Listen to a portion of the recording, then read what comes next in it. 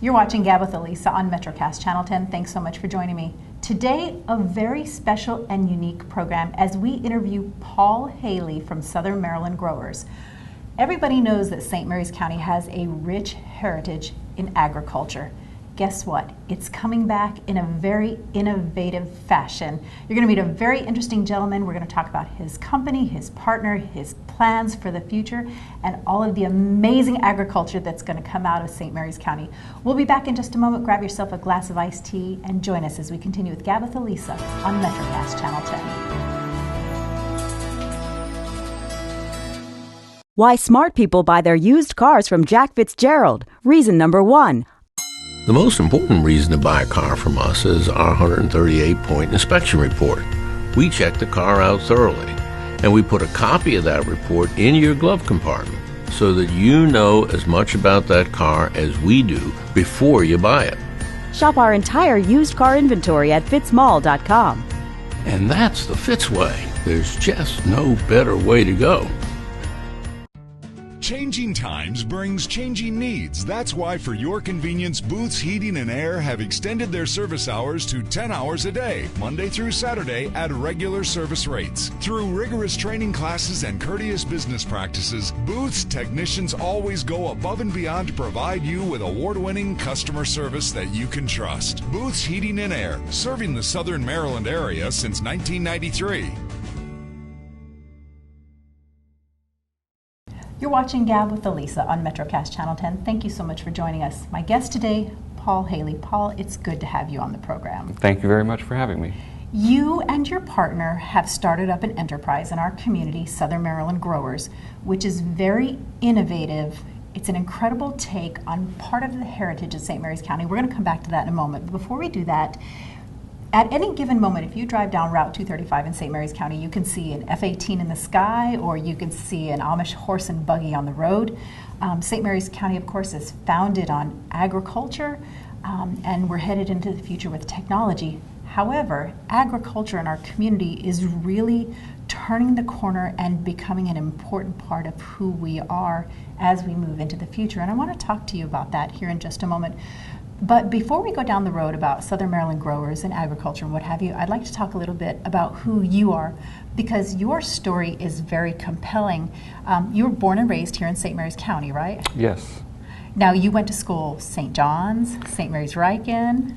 Yes, and St. Mary's College for a short period of time as I got back into the technology field. So. Okay, because, and I want to mention so that people have a full recognition and understanding of your background. Your family is from St. Mary's County, generations. Your mom's maiden name is? Norris, yes. Yeah, so you know you've been here forever. So I'm assuming that probably lends to your passion for this community. What did you do after high school before where we are today? I went to culinary school and worked professionally in restaurants for some time. And then decided that I wanted to be more involved with technology and different career path. Pursued that. Worked in the defense industry, and I've worked as a consultant on my own for the past 12, 13 years now in St. Mary's County and in the Maryland region. So. A lot of times I think people say that we're a product of nature or nurture, but it sounds to me like where you come from, both sides really play into who you are, who you're becoming, because you mentioned going to culinary school, then into technology, and of course St. Mary's is your home where we have a lot of agriculture and so forth. All of that has brought you to where you are now. And Southern Maryland Growers is something that is absolutely unique when it comes to food, to agriculture, to how food is distributed and grown. So in a nutshell, let's talk a little bit about Southern Maryland Growers and your partner. What is it that you are doing that is so new to our community? My partner Jason Fletcher and I started Southern Maryland Growers with our thrust is to help in any small way that we may be able to increase diversified agricultural production in the region. Okay, let me stop you for just a second and ask you, in layman's terms, what does that mean? I think people are becoming more aware of how food is moved from place to place and how we get what's on our table, but I think that there's still an education process. So what does that mean? Well, a lot of the problems that local farmers have with getting their products to market is either finding the market, which may or may not exist, or the distribution network to provide them access to those markets. What we would like to do is to develop a marketplace, virtual, online, where things can be traded, bought and sold, and delivered to people's homes directly to them, bypassing those large distribution chains, if possible. You mentioned, we were talking about this because there's other programs that I've heard with food where people, I guess, pay a fee and they get a box of fresh produce or what have you monthly. You said that your program is a little bit different. It's more of what people are calling a food hub. Yeah, in the traditional community supported agriculture model, CSA model, you generally pay a fee and then you receive what's produced from the farm as it's ready on either a bi-weekly, weekly, monthly basis, however you sign up and subscribe. You don't typically have any choice as far as what you receive from these models. They grow what they grow and you get what's grown. We would like to attempt to aggregate production from the region and allow more choice for the consumer by adding variety to that. And also, just being able to get what you want and not what you don't want. That makes a lot of sense. Can I ask you a question? Looking at models that have existed, it seems to me if people are able to pick and choose more of what they want as opposed to what is in abundance from the farm or what have you, that there might be some waste. How are you offsetting that process? Well, we anticipate having less waste just because we only intend to stock what is required by the market and what's being produced in small quantities, rather than taking everything the farmers produce to the farmers market on a Saturday, for instance, and just having it sit there, not knowing who might or might not show up and or who might have the same thing or not.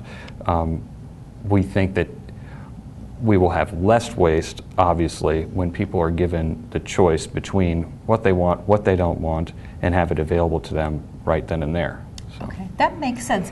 So I tell you what, let's kind of do an exercise for people that may be watching this program and for the first time they've never heard of you, they've never heard of this process.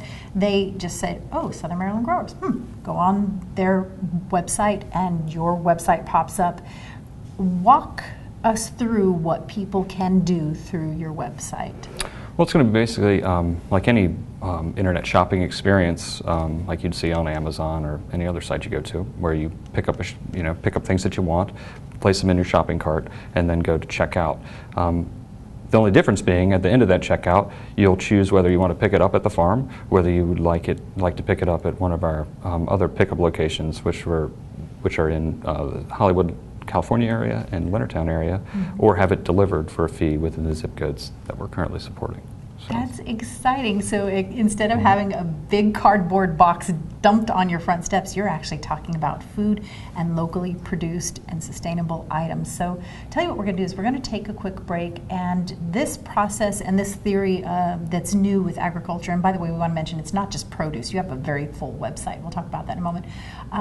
But it also opens up the door to some social issues that are being faced around the country and around the world that I'd like to talk to those with you as well. Just such an innovative, you're such an idealist. Go from one field to the next field and say, how can I take what my community does best and broaden it to serve the community and who knows, maybe even the world. We'll take a quick break, come back and join us as we continue to talk to Paul Haley from Southern Maryland Growers on GAB with ALisa on MetroCast Channel 10. Life is a journey. Every day is a chance to do more, be more, and be better. Hi, I'm Dawn Campbell.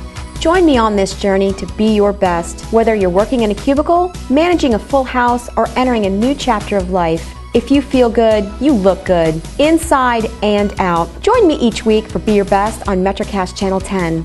We can do it together. Be Your Best is brought to you by Burris's Old Town Insurance, an independent agent representing Erie Insurance Group.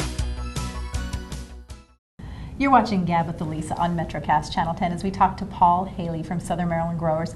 Paul, you and I have talked several times about what you're doing with your partner with Southern Maryland Growers, and it seems to me that a lot of it is theory and ideology and plans. And I want to make sure that our viewers understand, first of all, the heart and soul that you and Jason have brought to this project and what you're really hoping to accomplish within our community. So let's talk about your website again for just a moment, and for the products that you're planning to offer, because I really want our viewers to have a sense of how special this is. Sometimes you get an opportunity to look in a door or a window and say, hey, I'm in a moment. And I think with what you guys are doing, our community can say that, and it might be something that transcends the borders of St. Mary's County at some point in the future. So let's talk a little bit more about Southern Maryland growers. People go online. What kinds of things can they find on your website? Cheeses, obviously we've talked about produce, fruits and vegetables, homemade soaps, goat's milk soap, lotions, honey, firewood, mulch. Pretty much we're interested in trying to distribute anything that is locally produced, and we intend to foster that production as long as it's good quality and people want to buy it. And you say good quality. It's important that people understand sometimes food that is mass produced, because it has been mass produced and the ground has been used over and over, nutrients are not as good as they should be. Right. Agricultural policies over the past 50 to even 100 years have supported a more quantity over quality type of situation. And the farmers have responded to this by becoming less diversified. So you'll see many of the same crops planted everywhere and very few of them on a lot of working farms. So the diversification of those things is something that's extremely important to what we're doing. And also trying to reward and foster good production of items that may not currently have a place in the marketplace. If you go to buy a normal farm, you'll see corn and soybeans this time of year, and that's usually about it. Although there are a lot of farms in St. Mary's County that are diversifying in many ways organically and trying to have a more working, sustainable operation. And that's kind of the things we're trying to help foster in any small way that we might be able to. I think this is a movement. You come from the restaurant industry, from the food industry, because you trained in culinary school, and so you know some of the processes that restaurateurs go through to get food in to serve their customers. So you're versed on what it is from restaurant to table, and that has given you a vision for what you hope to continue with your program as well, as far as restaurants, right? Absolutely. Chefs and farmers, and just anyone. I mean, it's been said by other people that you know, eating is part of agriculture. I mean, because you're determining what's going to be grown just by your purchases. And restaurants are the perfect example of that. Chefs want top quality products produced locally if possible for freshness. And a lot of the current distributors, you know, you'll get products from Argentina or Chile or Spain or who knows where. And very few of them, if any, come from your state or your local community. And so chefs have to go out and seek these farms out on their own. And they have to take time out of their kitchens and their staff and go and foster these relationships. And it's on a very small scale because they might just be one restaurant fostering this relationship. Whereas hopefully, if we do what we're trying to do correctly, you know, many restaurants may be able to get that same product from one farm or many farms. And then with the diversification of the farms, there hopefully will be more variety for them to choose from. And then there's also changing tastes on, you know, American tables. I mean, just with the changing face of America. So, I mean, people want different types of chili peppers and, you know, lots of different things from all over the world that they're now familiar with. But they'd like to be able to pick them up locally if they could. So we're hoping to do something. What do you think, just as a side note, what do you think is harder, to introduce new flavors to American palates or to be able to provide new flavors?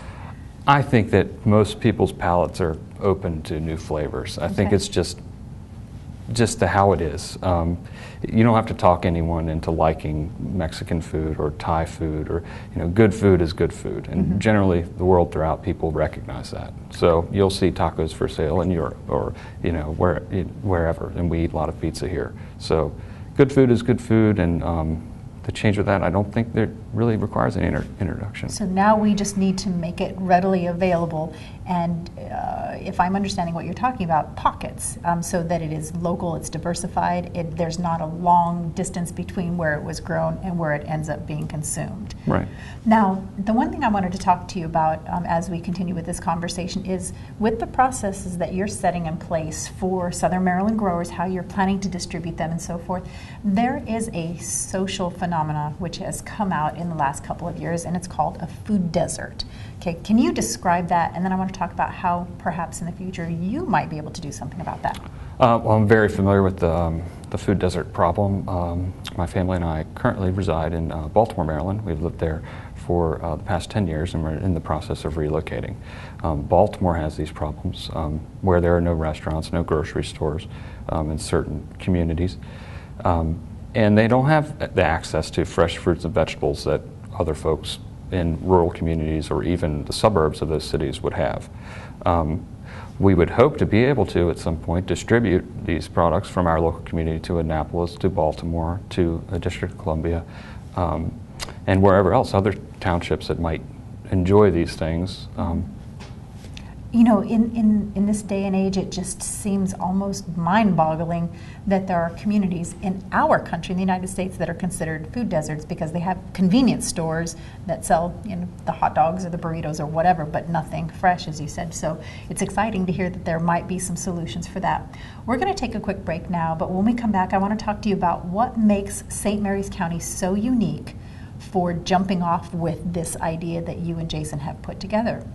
So we're going to take a quick break. When we come back, we're going to talk to Paul Haley some more about Southern Maryland growers and this wonderful place that we live in, St. Mary's County. We'll be back in a moment. You're watching GAB with ALisa on MetroCast Channel 10.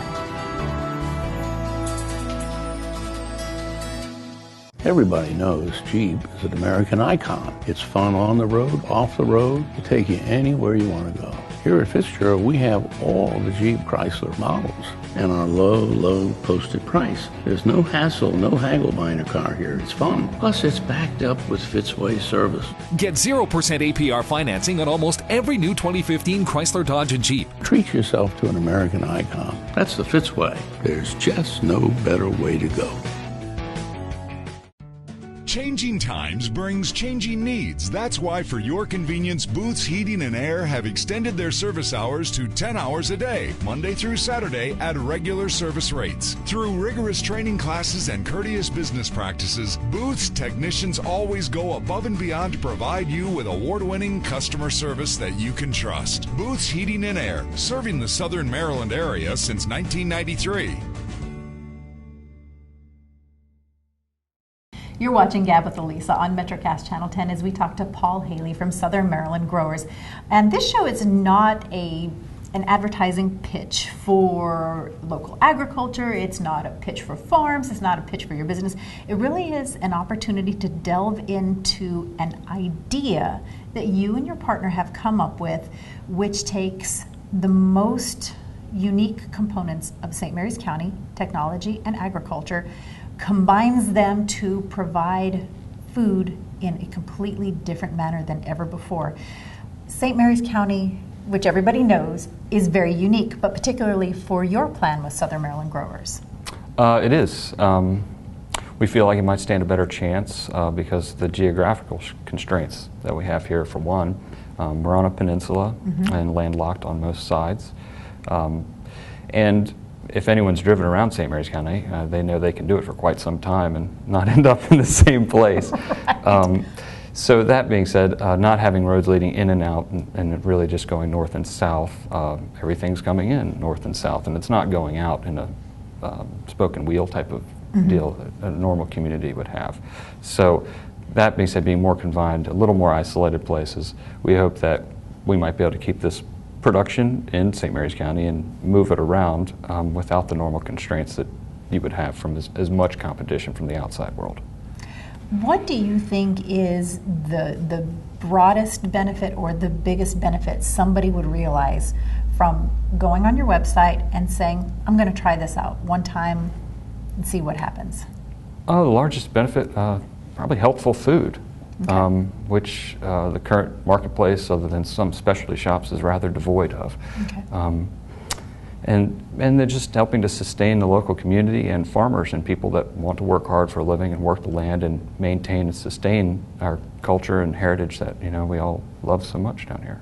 And I do love how you have come back to St. Mary's County. You mentioned that you and your family have lived in Baltimore for the last decade or so, but you're coming back here and you're bringing your brain trust, your knowledge, your expertise from a culinary background, from a technology background, and now your family's been here for generations, so you know things about this community, about the land, about people, about our culture that other people don't. And so it's very encouraging to see that you've gone off, you've explored, you've learned, you've gathered, you've grown, pulled in some wisdom, shaped your idealistic endeavors, and you're bringing them back here to the community.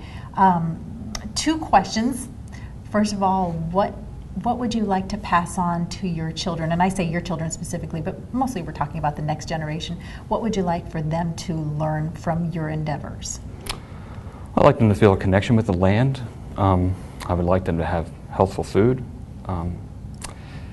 And other than that, pursue their dreams like any other parent would say. But I think without the first 2, the others are almost unattainable. Mm-hmm. So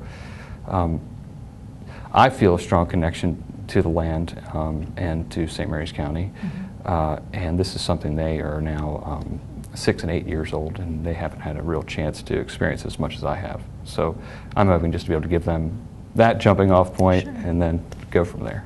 Well, they're going to have unique experiences as well, because they're coming from Baltimore, urban, city, that kind of a lifestyle, to St. Mary's County, rural, farming, agriculture, and then of course with this new idea that you're doing. And then this next question is a tad bit off topic, but not really, but it's just for fun because you're a foodie, you come from a background. What is the most interesting thing you have ever eaten, and why? That's a tough one. Because you've had so many experiences and you've been so many places, but you come from a culinary background. Not so much. It's just a lot of interesting things out there, I guess. I've eaten crickets, fried crickets, and nearly anything else that, as they say, swim, crawls, walks, or flies. So I'm not very picky when it comes to things like that. But that's wonderful, because we need people like you to pull the rest of us. Is there anything you will not eat? No. Really? Okay. No, I'll try anything to eat, I know that my daughter visited Ecuador and she had an opportunity to take a tour to the rainforest, and they eat ants off the tree. They're lemon flavored. I guess you just pluck them off and I don't think I'd ever eat I hear they're great. popular in movie theaters in some South American countries too. Fried. I'm going to stick with popcorn. Well, Paul, thank you. I know it's hard for you to talk about yourself because you just live your life and this is what you do, and what do you mean it's interesting? But you've done a really good job to opening the door, and I think encouraging other people to say, hey, you have talents that are unique and experiences that are also unique to bring back to our community, and hopefully encourage others to do the same thing, give back to this incredible community that we live in, and build something for the next generation that has so much value. Technology is excellent. We love it. We're very thankful for it. But there is something about the dirt and the earth and where you come from. There is. Absolutely. So we wish you and your partner well. Go online, check out their website, and I know you're going to hear more about their story in the coming years. Paul Haley and Jason Fletcher from Southern Maryland Growers. That's going to do it for this episode of GAB with ALisa. Thanks so much for joining us. We'll see you next time. You're watching the MetroCast Channel 10.